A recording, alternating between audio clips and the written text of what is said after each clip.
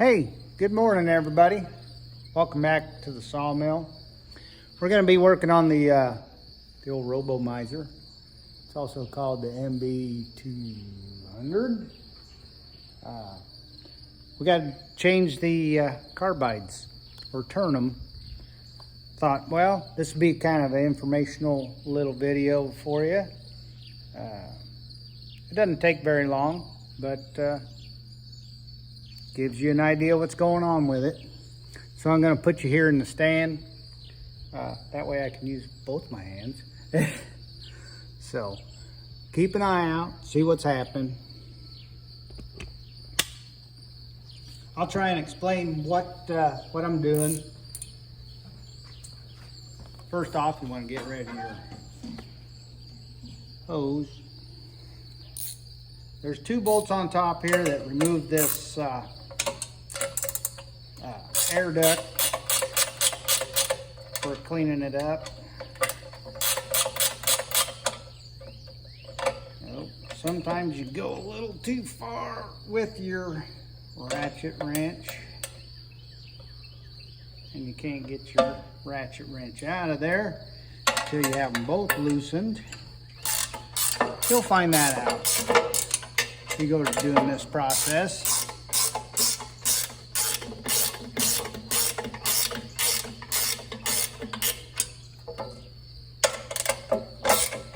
They got a nylon nut on them because there's a little bit of vibration, I suppose.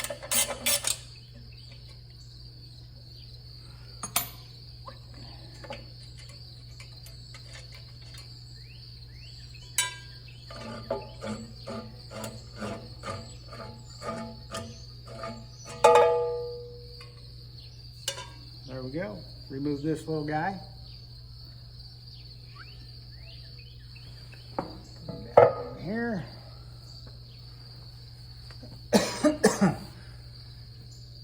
Might take you over here real quick so you can see what I'm talking about when I'm talking about it. This is the cutter head.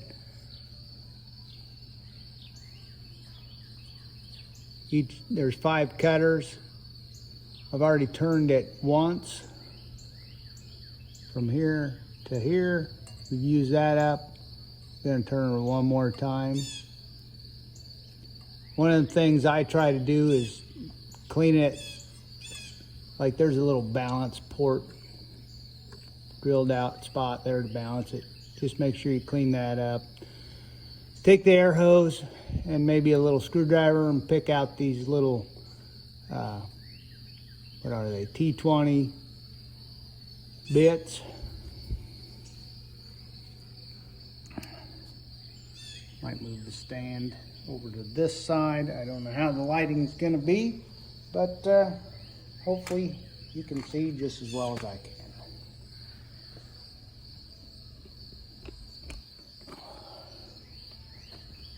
Bring it in as close as possible.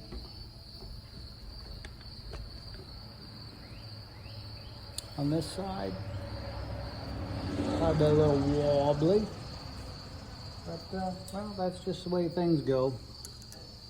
So I just pick out the T20 a little bit, blow her out. Of course you're gonna leak now, aren't you? You know what? I'm gonna go through and pick them all real quick.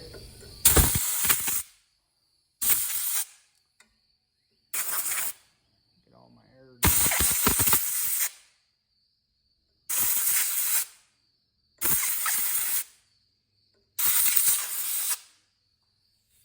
Then I can pop that off. We don't have to listen to that thing.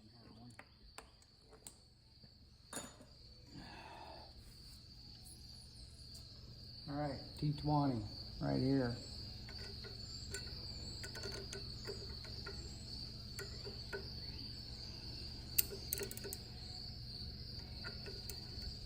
There we go. Take it off.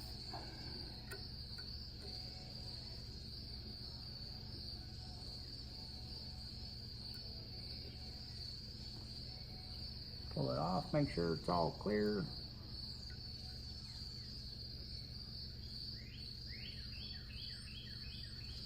Sounds like the old Cardinals are happy this morning.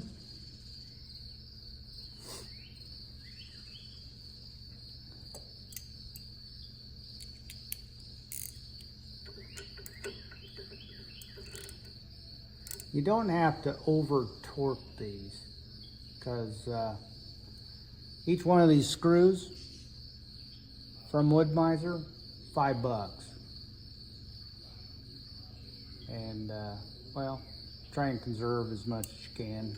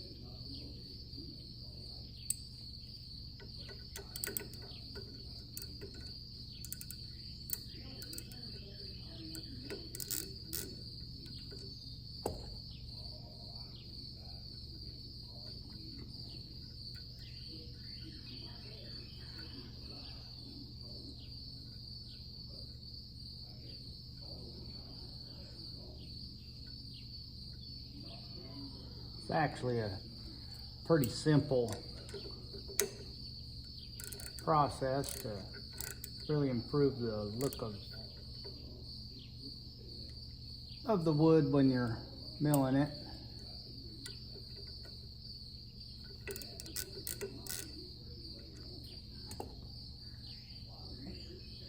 Let's see, a set of these carbides for 10 of them is about $100. That includes shipping. Shipping is almost as much as the carbides themselves.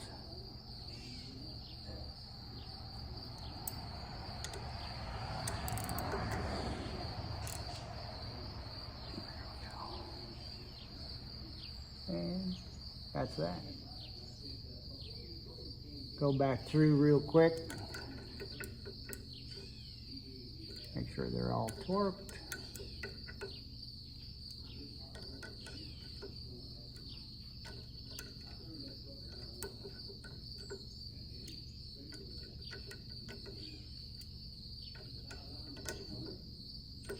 I like it. It's pretty good.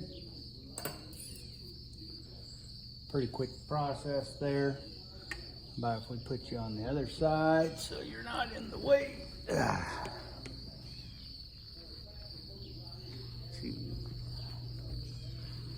Make sure you can see what's going on. There we go.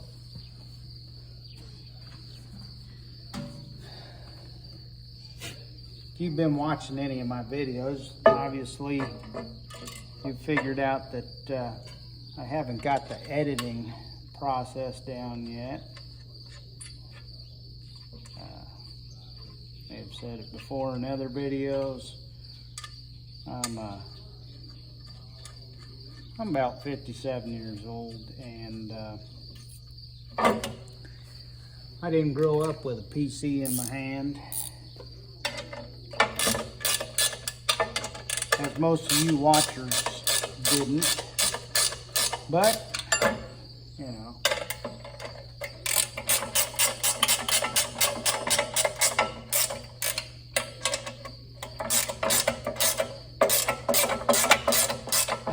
away it goes.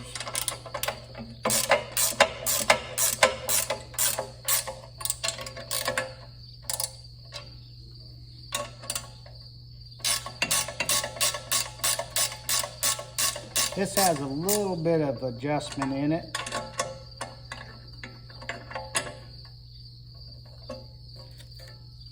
Want to try and get that groove pretty tight. Otherwise they'll be spitting chips out all over the place. So I leave it a little loose.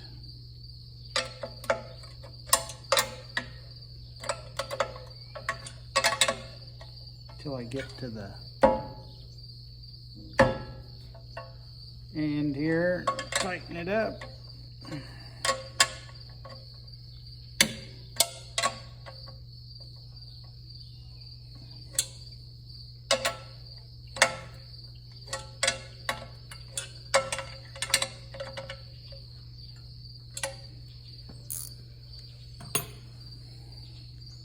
Bring the hose back in.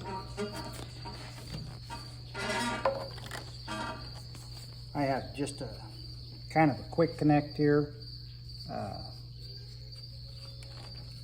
hooked on there, and my my system for the chips, because it'll produce quite a few chips, is goes up that way. Got a swivel. Works pretty slick. Goes all the way up to a 4-inch, 2-horse Harbor Freight job into another 4-inch. Goes out the building. Take you around back. Show you kind of my setup. It's kind of funky, but you know what? It works really well. Especially with the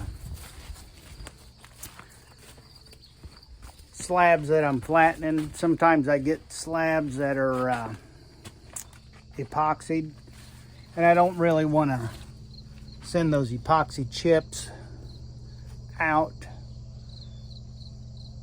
Where all my sawdust and chips go is to my neighbor down the road. He's got, I don't know, there's a lot of cows. But he's got a sorting floor that he spreads these chips out, or the sawdust. Gives the cattle some traction when they're moving about, sorting the cattle, so we're not getting broke legs and whatnot. But another farmer friend of mine, Dan Flynn, he's passed away now, but he's done a lot of good for me. Got me some logs. He's got several thousand acres that he farms. You know, they're putting in fence rows and whatnot. It's where logs come for me to mill. But he puts rye in the winter to prevent erosion on his fields. And the rye comes in these big tote bags. I call them tote bags. But I just run my chips. Probably getting dizzy by now. But I run my chips out of the building down a piece of this 4-inch solid. Goes into the bag, it's tied on. This kind of works as a filter. And you know what? It's starting to get half full. What I'll do is I'll just take this to the landfill because it's got epoxy chips in it. I have a little exhaust there that alleviates some of the pressure. But this is my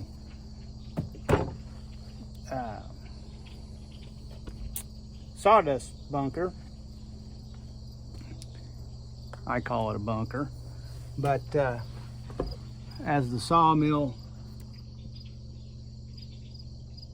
puts out sawdust, goes into here, makes a real easy Brian, cattle farmer down the road there. I'll just take it down to him. He'll hook it on a skid loader. It's got a dump bed, you know, it dumps it, puts it exactly where he wants it. It's all good.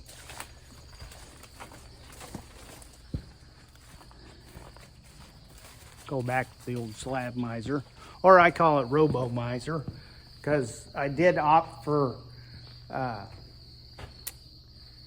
the robotic setup. It was like an extra $3,000 maybe. Well worth it. It's like having another employee. Some of you probably noticed I've got a tape measure tacked on there. Helps me reset when I'm in the robo or robotic mode. That way I can say, oh, okay, I'm at 5 inches. Set the thing at 5 inches. Roll her ahead. The only complaint I've got is when it came to me and I set up the machine, it didn't have very good instructions on the robo part. I knew there were stops. Let's see, like this is one of the stops. All it is a piece of metal, some magnets on it. Bang, snaps on there. You can move it about so you can. I made my own because it's a little easier to move about and I have more flexibility.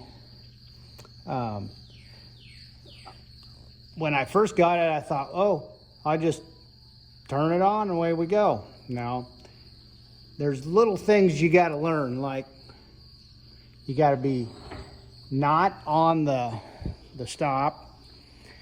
If you look at the little silver thing coming out here, it's got lights on it, pipe. That's the indicator saying, oh, hey, I'm seeing this piece of metal. Time to stop, move, go back the other way. You have to, when you go to start it, you got to make sure it's not on the stop. This is how you adjust it down. I'm just putting a half turn in it. That's about 30 seconds of an inch that it's taken off. One full turn equals 1/8 of an inch that you're taking off. She'll do her, but when you got some real crazy grain right there, it'll kind of smoke it a little bit, and you'll hear it's a 3-horse. You'll hear it bog down a little bit.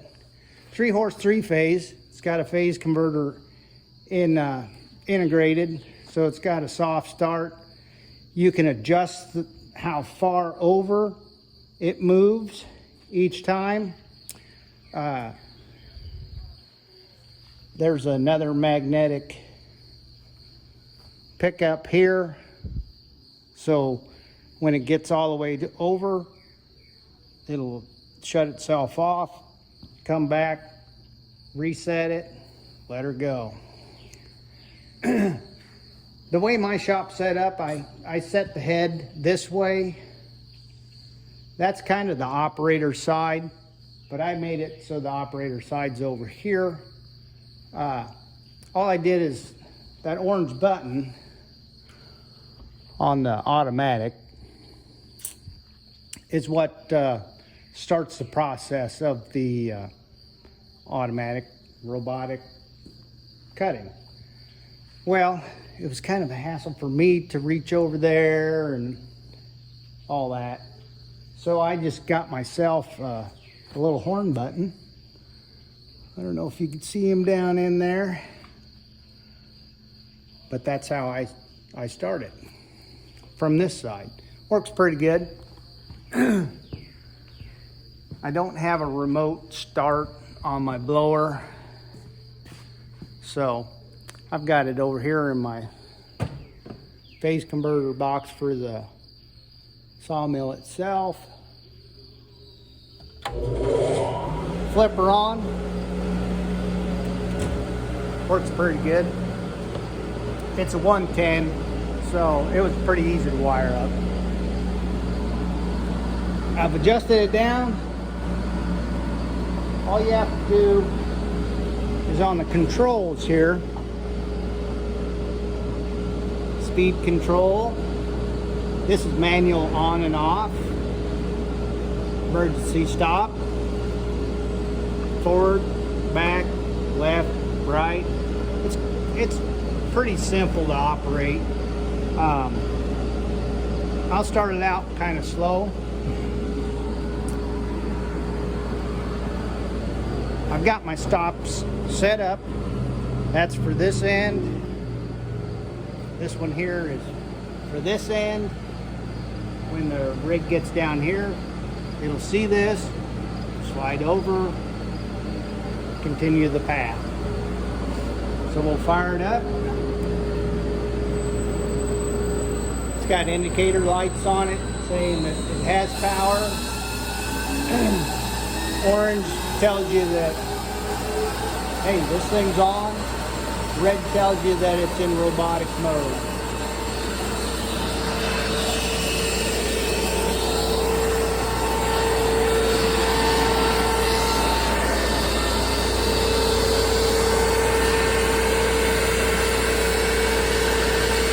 Means we're just taking off a little bit. And then there's a gap there. I just crank up the speed, sail past that, till we're back into the wood. Slow her down a little bit so she's not burning.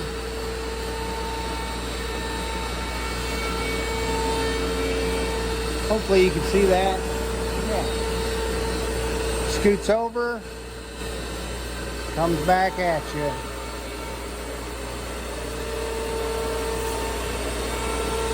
It's sure a handy tool. It just provides another stream of income for the sawmill here.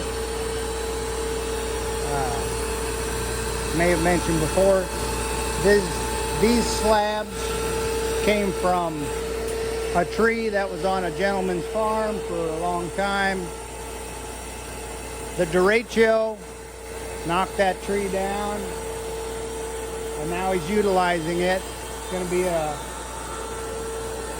going to still be in the family. Slides over. Off she goes. And once I have this set up, I just let it do its thing.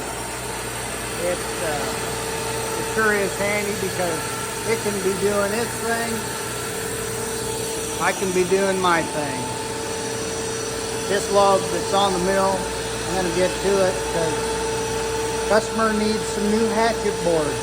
They wear out pretty quick. This is a cottonwood. Works pretty slick for hatchet boards. If you're ever in Belle Plaine, Iowa, make sure you stop at Valhalla Hatchet. Super good people there. They got excellent pizza they make themselves. Just good people. Good people. Nice little family business. They're both hard-working folks. They both have full-time jobs. The hatchet business is kind of a sideline for them, but the way their hours are set up, there's always somebody up there. Their little boy, he gets in there and helps.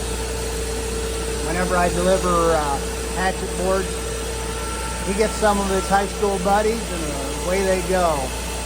It's a lot of fun taking them their lumber.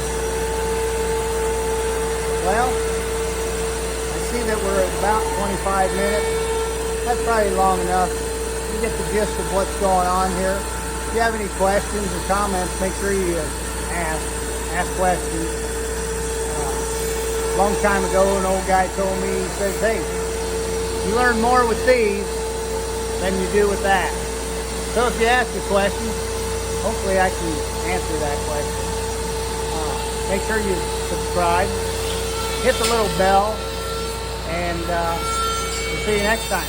Have a good one. If I can find this little switch, we'll shut her down. Have a good one.